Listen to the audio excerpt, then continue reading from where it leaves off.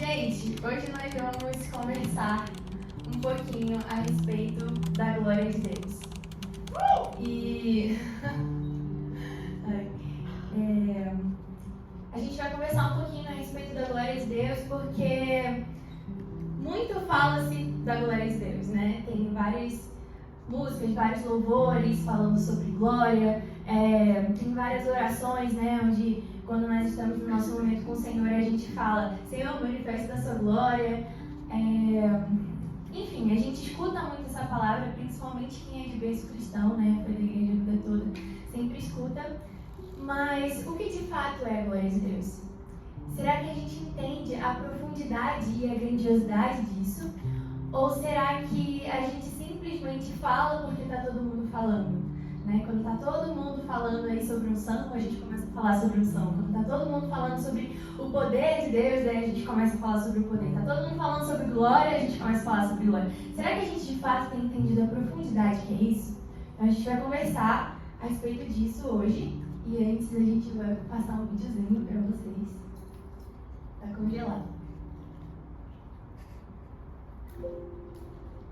É o vídeo do John Piper, tem só 3 minutinhos. Alguém apaga a luz aí, por favor? É de lá. That's a good question because we talk about it endlessly, don't we? And what is God's glory?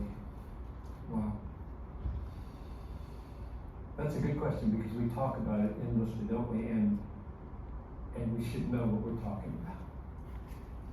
And yet it's very difficult to define. I'll make a stab at it. And the reason it's so important is because in the Bible, I don't know of any truth that is more fundamentally pervasive than God's zeal to be glorified. It's amazing. Which means His zeal for us so to think, so to feel, and so to act as to make Him look as glorious as He is. We don't add to His glory. So we want to make God's glory shine. We want to make it visible. Let your good deeds, let your light so shine before men that they may see your good deeds and glorify your Father who is in heaven. So the goal of my life should be to so live that when people know me well enough, they would say, God is glorious. Not John is glorious. God is glorious, which is probably why God lets us sin as much as He does. But that's another question. What is it? I believe the glory of God is the going public of His infinite worth. I define the holiness of God as the infinite value of God, the infinite intrinsic worth of God. And when that goes public in creation, the heavens are telling the glory of God, and human beings are manifesting His glory because we're created in His image, and we're trusting His promises so that we make Him look gloriously trustworthy. The public display of the infinite beauty and worth of God is what I mean by glory. And I base that partly on Isaiah 6, where the seraphim say, Holy, holy, holy is the Lord God Almighty. The whole earth is full of His, and you would expect them to say, holiness. And they say, glory. They're describing holy, holy, holy is the Lord God Almighty. The whole earth is full of His. And when that goes public in the earth and fills it, we call it glory. So God's glory is the radiance of His holiness, the radiance of His manifold, infinitely worthy, valuable perfections. É isso. Quando eu vi esse vídeo, eu fiquei, caramba, que profundo, tipo, é um assunto de fato muito profundo, tanto que quando ele começa a explicar o vídeo, né, o John Piper, Não sei se alguns conhecem aqui, mas ele é um teólogo muito relevante, né, para nós cristãos. Ele, enfim, é muito relevante. E algo muito interessante que ele fala aqui no vídeo é que a gente não adiciona a glória de Deus, né? Quando a gente obedece ao Senhor.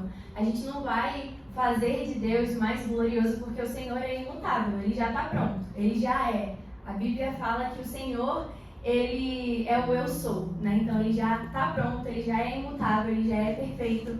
Então por que nós obedecemos? Nós obedecemos não para que isso mude algo em Deus, mas é porque nós precisamos estar com o coração voltado para Ele. E quando a gente ama demais o Senhor, quando a gente de fato quer ser um com Ele, a gente quer de fato obedecê-lo, fazer as coisas que diante de Sua palavra é certa para que outras pessoas venham a conhecer também. E isso é muito importante porque ele até fala ali no vídeo, o intuito nunca é as pessoas olharem e falarem, uau, o John é alguma coisa, mas olharem e falarem, o Senhor é, sabe, o Senhor é. E a gente vai conversar um pouquinho sobre isso. Eu dividi essa pregação em 3 partezinhas. A primeira, a gente vai falar sobre o nosso próprio eu e o quanto é ruim e prejudicial quando a gente coloca o nosso próprio eu no lugar que era para só o Senhor estar. Daí a gente vai entrar na soberania do Senhor, ele nunca perde o controle, ele é imutável. E a gente vai falar sobre a nova vida, sobre a eternidade. 2 pessoas querem vir aqui na frente. Vem Isaac e vem Manu. É coisa rápida, só para poder exemplificar a nossa pregação de hoje. Tá, suponhamos que a Madu, ela é uma pessoa que ela quer fazer de tudo para poder comprar a casa mais cara de Brasília. Então a Madu, ela vai, se esforçar muito e trabalhar muito, porque ela quer comprar a casa mais cara de Brasília, porque a intenção dela é nunca ir embora de Brasília, ela quer morar aqui para sempre. Então ela vai, nunca descansar, ela vai trabalhar com coisas que o Senhor não pediu para ela, porque ela quer comprar essa casa. E, gente, são exemplos, tá? Só que eu precisava de pessoas para poder materializar o ponto que eu estou querendo chegar. Agora o Isaac.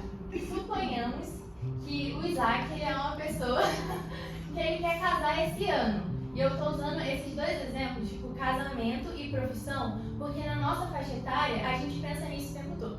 Né? E suponhamos, o Isaac ele quer casar esse ano. E, ele vai fazer de tudo para poder casar e construir família esse ano. Tipo, não importa se a menina é cristã ou não importa se ele vai fazer tudo errado no casamento. Essa é a meta dele. E a meta da Madu também é essa, ela conseguir muito dinheiro para ela comprar a casa do ano. Sendo que o que Deus chamou a Madu para fazer é missões. Então o Senhor já tinha plantado no coração da Madu, olha Madu, você não vai morar aqui em Brasília para sempre, segura as coisas com mãos leves, não se prende, porque tudo que está aqui é terreno e eu vou te levar para outros lugares. E o Senhor já tinha falado com Isaac que esse ano estava no tempo dele se dedicar ministerialmente. Não era tempo dele começar a construir uma família, porque o Senhor já preparou isso para ele há alguns anos. Podem sentar. Obrigada por estarem aqui representando o meu exemplo. E por que eu quis personificar isso, né? Porque, como eu falei, essas 2 coisas são coisas muito presentes na nossa vida, na faixa etária que a gente está. E, enfim, muitas vezes a gente faz isso, a gente pega o nosso eu, a gente coloca como principal, a gente coloca como foco, a gente coloca como primeiro. E a gente tira os olhos daquilo que o Senhor falou pra gente, sabe? Eu esqueci de falar, nosso versículo base da nossa pregação é Salmos 19:1. O céu anuncia a glória de Deus e nos mostra aquilo que suas mãos fizeram. E eu coloquei esse versículo aqui porque sempre que a gente olhar para o céu, literal, tipo quando a gente sair ali na rua e a gente olhar para o céu, a gente vai entender que o Senhor tem um reino. E Ele preparou as moradas para a gente nesse reino e nós devemos o amar e nós devemos obedecer. Porque a gente tem que ansiar por esse reino, sabe? O que está aqui é passageiro, o que está aqui é terreno, o que está aqui vai embora rápido. E se a gente concentrar todos os nossos esforços em fazer aquilo que o Senhor não nos pediu para poder fazer, a nossa vida vai ser, talvez aos olhos dos homens pode até ser um sucesso, porque a gente vai conquistar bens, a gente vai conquistar coisas, mas a gente não vai estar com o coração centrado naquilo que o Senhor nos chamou para fazer, sabe? E aí, continuando. A gente tem um grande problema quando a gente coloca o nosso próprio eu como centro, porque isso são ídolos que a gente cria, né? A gente tira o lugar do Senhor, que é soberano, e a gente começa a colocar deuses. Esses deuses, na verdade, muitas vezes eles podem ser a nossa vontade, né? Acaba sendo uma idolatria, uma cobiça enorme. A gente começa a olhar para que Deus deu para o outro, ou a gente começa a focar em coisas que o Senhor simplesmente não nos pediu, e a gente começa a cobiçar, a gente começa a querer tudo aquilo, sendo que o Senhor não nos fala nada disso, sabe? Isso significa que a gente está querendo ser dono de si. Isso significa que a gente está com uma sede pelo controle, sendo que, na verdade, quando a gente serve ao Senhor e quando a gente reconhece a glória dele, a gente entende que está tudo sob o controle dele. Ano passado eu estava passando por umas coisas, eu tenho um primo que ele está fazendo missões. Daí eu liguei para esse meu primo e eu comecei a falar: tá acontecendo isso na minha vida, eu não aguento mais, é só coisa ruim e tudo. E aí foi muito engraçado a reação dele no telefone, né? Que eu achei que ele ia me aconselhar um monte, falar: não, você tem que fazer isso, tem que fazer aquilo. Daí ele falou: poxa, Lelê, tá tudo tão triste que eu vou até chorar com você aqui pelo telefone. Mas enfim, a única coisa que eu tenho para poder te oferecer é Jesus. Então, eu posso orar com você? Eu posso orar por você? E aí eu falei: pode. E aí ele orou por mim e ele falou assim: Lelê, a única coisa que o Senhor está pedindo para eu te dizer é que Ele continua no trono.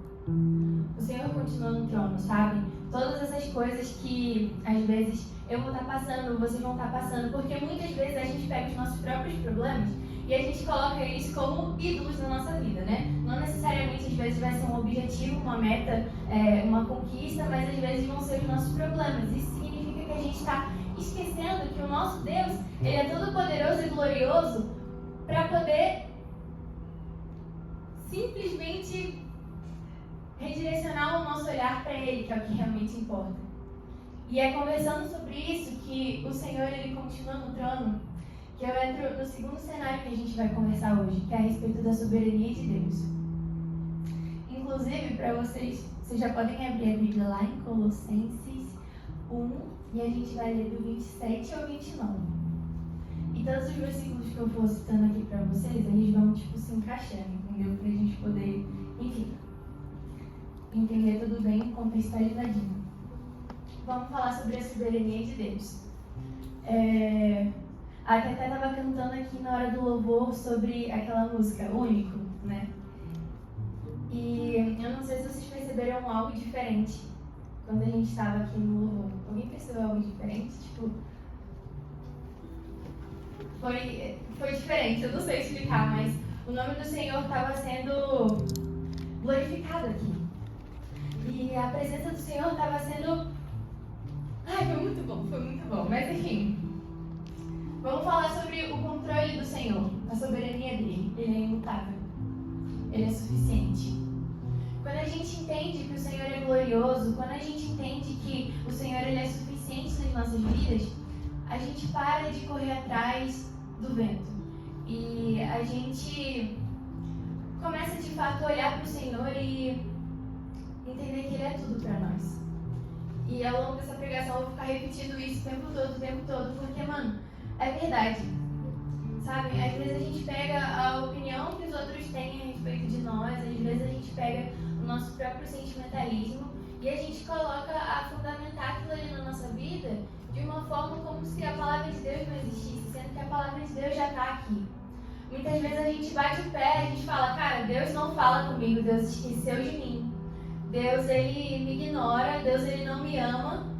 Sendo que essas são mentiras que o inimigo pode lançar como flechas inflamadas na nossa vida, mas também muitas vezes a gente deixa o nosso próprio coração nos dizer isso, porque a palavra do Senhor fala que o nosso coração é enganoso. Então, eu vejo que o Senhor está nos chamando para um tempo onde nós vamos olhar para a glória dele, onde nós vamos olhar para quem ele é, onde nós vamos ansiar de fato conhecê-lo e viver junto com ele, não apenas aqui nessa terra, mas na eternidade vindoura. E a gente de fato vai olhar para o Senhor e falar: cara, o meu Deus é suficiente. O meu Deus é maior do que essa dor que eu estou vivendo, o meu Deus é maior do que essa situação difícil, o Senhor é maior do que esse ídolo que eu coloquei no meu coração, o Senhor é maior, porque o Senhor é glorioso e Ele é poderoso. E, como eu falei, né, muitas vezes a gente fica falando, tipo, Deus não fala comigo, então Deus não me ama, Deus ele não me dá nenhuma comprovação de que ele existe. Enfim, eu tenho certeza que muitos aqui já falaram isso, né, alguma vez na vida. E os próprios estudos tentam falar isso pra gente o tempo todo, né? O homem colocou aí o antropocentrismo e quis tirar o teocentrismo em determinado momento aí na filosofia, na sociologia. Então a gente está sendo o tempo todo bombardeado disso, né? Tipo, Deus não existe, Deus não te ama, Deus não fala com você. Tem até uma teoria que diz, né? Não sei quem foi o cara, mas enfim, foi bem famoso, que diz que Deus ele criou o mundo, botou ali o homem e tal, e tipo, Deus até é real, muitas pessoas falam isso, né? Que Deus é real, só que Deus ele não se importa com a sua criação, somos nós. Só que na verdade não é isso, sabe? O desejo do Senhor é que nós possamos nos relacionar com Ele. E não teve prova maior de amor do que a que o Senhor nos entregou, que foi entregar o único filho dele para poder morrer na cruz por mim, por você. Talvez isso que eu estou falando aqui não seja nenhuma novidade. Talvez isso que eu estou falando aqui não seja nenhuma revelação, tipo, é sobre isso que ela vai falar. Eu achei que ela ia falar de uma coisa mais interessante. Mas, gente, se você olha para o sacrifício de Jesus na cruz como algo não interessante, ou como algo que não tem valor, então significa que você de fato precisa mais ainda do Senhor, você precisa nascer de novo, porque não tem como não olhar para o sacrifício de Jesus na cruz e não o amar com todo o coração. É o Senhor que dividiu os tempos, literalmente. O tempo, historicamente, ele tem uma divisão antes de Cristo e depois de Cristo. Que outro homem você já viu que foi capaz de fazer uma coisa dessa? As datas comemorativas que nós comemoramos é porque Jesus morreu na cruz, ou porque Jesus nasceu, ou porque Jesus ressuscitou. Tudo gira em torno dele. E isso é a glória do Senhor manifestada em nossas vidas. E não tem nenhum outro tipo de revelação que você possa querer. Não tem mais nada que você queira buscar que não seja a presença do nosso Senhor, porque Ele te cura, Ele te transforma e o Senhor te liberta. Jesus é o Deus que pode mudar a sua vida por completo. E quando eu digo isso, eu não falo, Ele vai ser mais uma coisa na minha rotina. Ele vai mudar mais uma coisa, vai ser mais um momento do meu dia que eu vou ter que botar ali para poder dar um checklist. Eu fiz o meu devocional hoje. Não é sobre isso que a gente está falando. A gente está falando de uma pessoa que vai mudar a sua vida por completo, por inteiro. E essa pessoa simplesmente morreu por você. Na Bíblia fala que pelas pisaduras dele nós fomos sarados. O que foi as pisaduras de Jesus? Alguém aqui já assistiu aquele filme lá? A Paixão de Cristo? Pode levantar a mão. Eu nunca tinha assistido o filme todo, né? E aí teve um dia que eu quis colocar a cena de Jesus sendo crucificado no YouTube para eu poder materializar na minha cabeça o que era aquilo. Eu passei o dia todo chorando. Porque dói. Dói você ver que o santo que pisou nessa terra, ele não tinha manchas, ele não tinha pecados, ele não tinha erro. O que foi amável com todos, o que veio trazer a sua justiça. Ele morreu lá naquele madeiro, foi envergonhado, foi chicoteado, foi cuspido, porque ele me ama e porque ele te ama. Como a gente poderia ter a audácia de pegar o nosso próprio eu e colocar no centro da nossa vida? Não é para isso que o Senhor te chamou. As nossas vidas, elas não fazem sentido se a gente for correr apenas atrás da casa mais cara de Brasília. A nossa vida não faz sentido se a gente for correr apenas atrás de um relacionamento. Claro que essas coisas, elas têm sim o seu sentido em determinada fase da nossa vida. Mas não é o principal. O principal tem que ser o Senhor. Sempre. Porque um dia a eternidade virá. A eternidade virá, gente. Esse versículo, sabe o que eu falei pra vocês? O céu anuncia a glória de Deus. Às vezes eu paro e eu fico olhando assim pro céu e eu falo, engraçado que não é só isso, né? Não é só essa parte que a gente tá vendo, né? O céu azul e as nuvens brancas. Tem mais. Tem um reino. E esse reino é glorioso, esse reino é majestoso, é algo profundo. Como nós poderíamos entender a profundidade do que é as moradas que o Senhor foi separar para nós? E se você não pensa nisso, por favor, meu amigo, minha amiga, está na hora de você pensar. Porque a vida não são só essas coisas terrenas. A vida não é só o sofrimento que você está passando. A vida não é só as coisas difíceis que você vai vivenciar.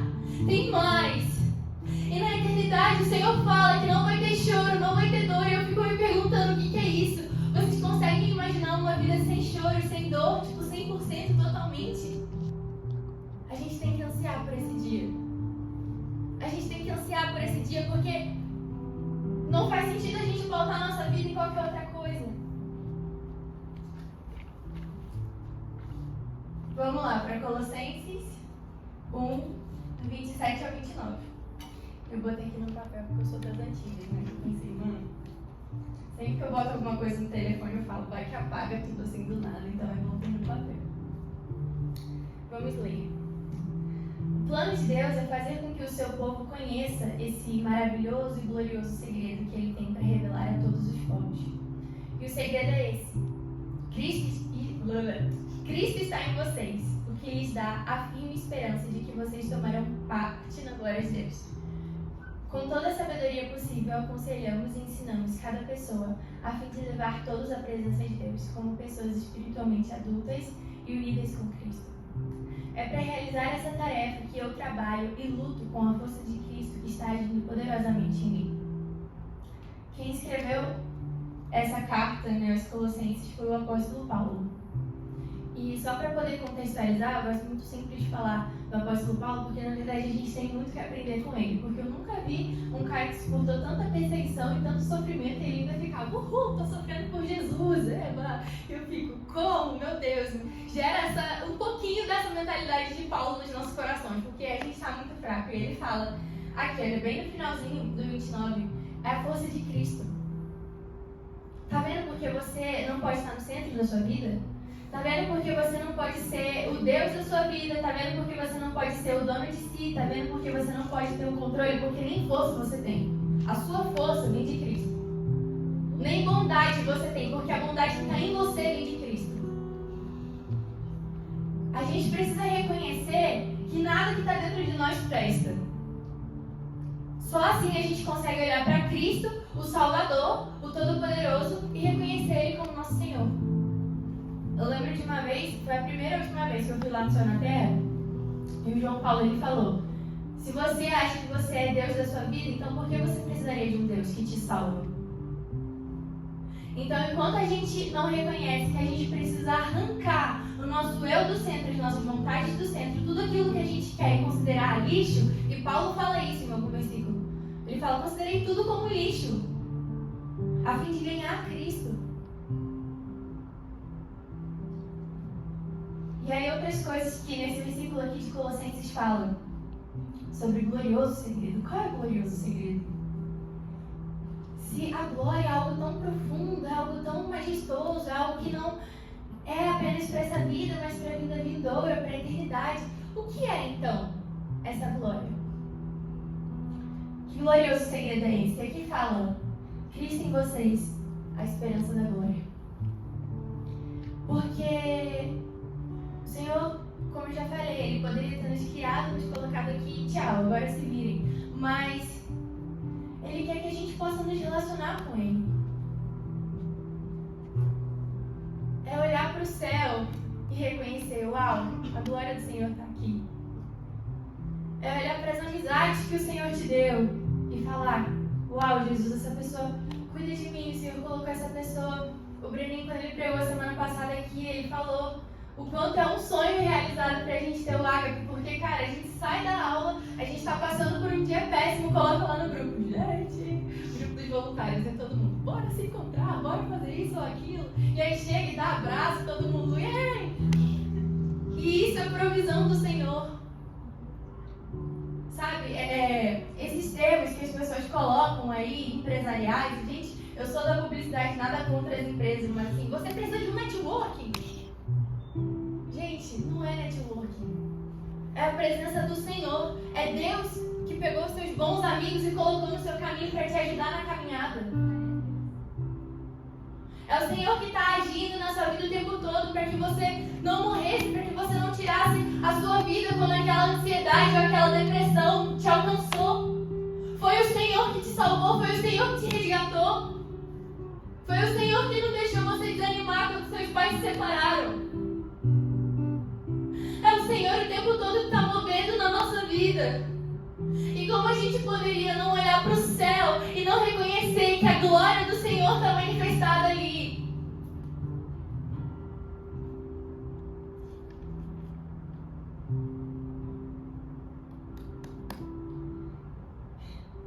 Sabe o que essa mensagem ela nos leva?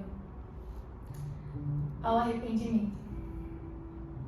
Essa mensagem ela nos leva ao arrependimento porque, como eu falei, não adianta a gente querer viver uma vida com o Senhor se a gente não reconhece que tudo que está dentro do nosso coração é ruim. A gente precisa se arrepender. Porque nenhuma pessoa que viu o trono de Deus continuou da mesma forma.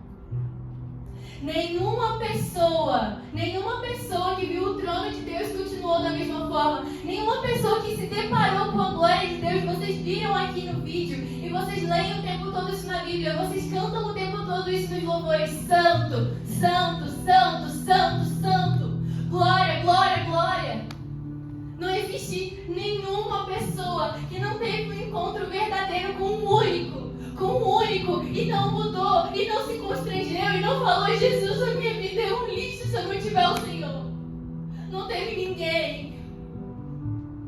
E essa é a mensagem de um Deus Todo-Poderoso que se esvaziou, e pelas pisaduras dele nós fomos sarados. É para que hoje você tenha vida e vida em abundância. É para que hoje você pare de correr atrás de porcaria, para que você pare de correr atrás do vento, de coisa que não vai te dar nada, para que você comece a mergulhar numa vida com o Senhor. É para isso que Ele está te chamando. Eu trouxe aqui alguns profetas que viram o trono de Deus. Quando a gente abre lá em Ezequiel 1:28, Ezequiel viu o trono de Deus. E o versículo fala assim, olha, eu amo esse versículo. Eu amo Ezequiel 1, é muito bom de ler, porque não tem como a gente imaginar. Ezequiel 1:28 vai falar assim, ó: todo ele brilhava com o mesmo clarão de fogo, e a sua luz tinha todas as cores do arco-íris nas nuvens. Essa era a luz brilhante que mostra a presença da glória do Senhor. Você já parou para imaginar isso? Uma luz que está brilhando muito, e que está no trono de Deus. E o mais engraçado de tudo é que o Senhor, Ele nos chamou como luz. Será que a gente tem sido luz na vida das pessoas, ou será que a gente tem sido treva na vida dos outros? Porque às vezes a gente é treva na vida das pessoas. Isaías, lá em Isaías 6, e no vídeo vocês viram ele falando sobre Isaías 6. Isaías viu o trono de Deus. Isaías, ele chega no trono de Deus e ele fala assim, olha, eu tenho lábios impuros, o que eu estou fazendo aqui? Eu tenho lábios impuros, eu só ando com pessoas impuras. Muitas vezes falta o que Isaías teve aqui nos nossos corações: confessar, se arrepender. Olha como o Senhor tem sido bom com a gente. Olha como dia após dia o Senhor tem se manifestado em nossas vidas, e a gente não consegue chegar perante Ele e falar: Jesus, isso daqui, olha esse lixo que eu estou deixando entrar na minha vida, eu não quero mais, tira, por favor. Está faltando sermos como Isaías às vezes, confessarmos: eu tenho lábios impuros. O que você faz agora que não agrada ao Senhor? Traz a mente, já vai falando para o Espírito Santo: Espírito Santo, é isso daqui, eu não quero mais, eu me arrependo desse nojo, eu me arrependo desse lixo, eu não quero mais lábios impuros. E na história, o Senhor, Ele fala para os anjos irem com brasa, passarem na boca de Isaías, para os lábios dele serem purificados. E aí Deus pergunta: quem vai ser meu mensageiro? Isaías: eis-me aqui, eu vou, me envia. Como faltam no nosso coração essas ousadias. Apocalipse 22. João viu o trono de Deus. E quando ele viu o trono de Deus, ele via sair o rio, água brilhante como um cristal. E no versículo 17, Jesus convida: venha, aquele que tem sede, venha, e quem quiser receba de graça a água da vida. Semana passada e semana retrasada, tanto o Breninho quanto a Gigi pregaram aqui sobre a mulher samaritana. Essa água que está faltando nas nossas vidas é o Senhor.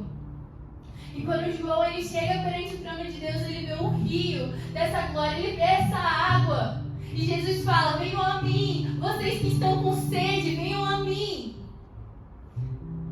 Que glória é essa? Gente, que reino é esse? Eu não sei se vocês ficam inquietas, mas eu fico inquieta porque eu fico: meu Deus, como que vai ser? A Bíblia fala que no céu tem todas as pedras preciosas, safira, ouro. Gente, como isso vai ser? Como vai ser vermos a face do Senhor? Tem uma música nova do José, que ele fala: eu quero ver os poros de Jesus. Os poros de sua pele. Os poros de sua pele. Caramba, que profundo. Imagina você ver os poros da pele de Jesus. Imagina você abraçar o seu amado.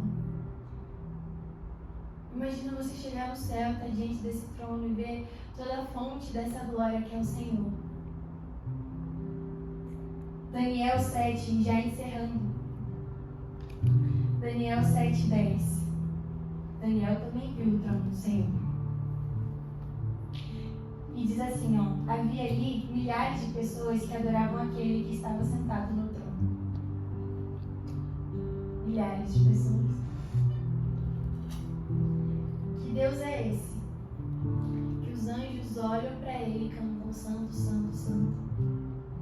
Quantas vezes na Bíblia a gente vê os anjos aparecendo para alguém e as pessoas elas iam se curvar, iam se prostrar perante os anjos, e eles falavam: não! Essa adoração não é para mim, não se curva a mim. A glória do Senhor. Que reino é esse? Gente, que glória é essa? Que glória é essa que tem gente que é curada de um câncer instantaneamente? Que glória é essa?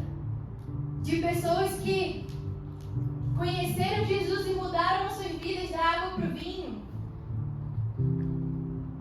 Que glória é essa também? Aquela que muda as pessoas processualmente, né? Vai mudando, até que a pessoa fique totalmente diferente. Que glória é essa?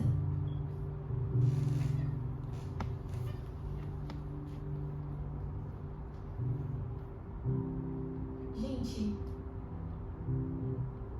mas o Senhor precisa ser gerado no nosso coração.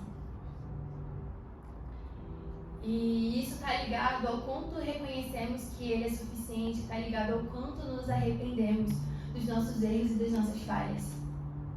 Porque o Senhor, Ele já é. Deus, Ele não vai se tornar mais algum dia. O Senhor, Ele não vai te amar mais do que Ele ama agora, porque Ele já ama por completo. O Senhor, Ele não vai ser mais bom do que Ele é agora. Eu nem sei se essa frase está certa, mais bom. Vai ser melhor. Porque o Senhor já é a completa bondade agora. É agora. Não fique esperando, sabe? Não, ano que vem semana que vem, quando eu for lá na igreja, eu vou. Pra que esperar, mano? Você não sabe o dia de amanhã. Jesus pode até não voltar amanhã, mas você pode morrer amanhã. Alguém já te falou isso? As pessoas se assustam quando a gente fala de morte, né? Meu Deus, falou que vai morrer. Minha mãe lá em casa não gosta não. Fala: nossa, fulano vai morrer. Ela: não fala isso. Mas é verdade. Porque isso daqui é limitado, isso daqui é carne e osso. Isso daqui vai morrer. Essa é a verdade, essa é a realidade. físico vai morrer, o porquê que a gente não está matando a nossa carne?